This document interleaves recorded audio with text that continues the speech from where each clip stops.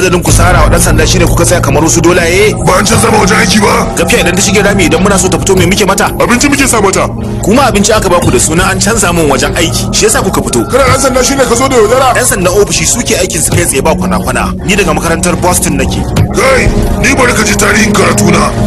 Ga yanzu na yi fashi 24 kisan kai 32 fyaɗe 44. Lamarin garkuwa da mutane kuma babu iyaka. Kuma duk wani a cikin shekara 10 ne. Wannan ba iya kundin harkallata ba ne. Kundin rayuwata ne.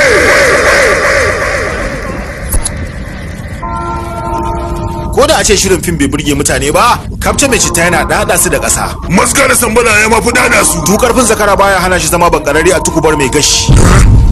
Na dare na ja muku kunni akan cewa ku canza dabi'a kunki yanzu gashi tikitin ku ya bayyana. Tikitin kallon fim ne? Tikitin sheka ko barzahu ne. Umarnin ana ganin ku abin dige a karan batta. Ka sani cewa barazanar ka ba za ta firgita ni ba domin ko ni zaki ne. A wannan lokacin kowane bera ma sai da ki cinya wai shi zaki ne ko damusa. Hakan kuma ya fara hasala ni. Kutume lasi wallahi na Kafce irin na fim. Lokacin Kafce ya wuce kawai a kafta.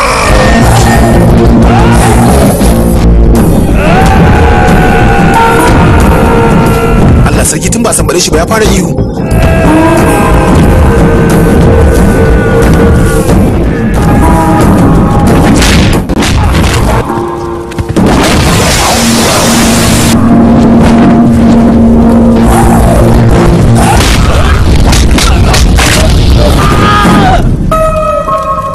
Kenan kai ta baya kake kawo farmaki?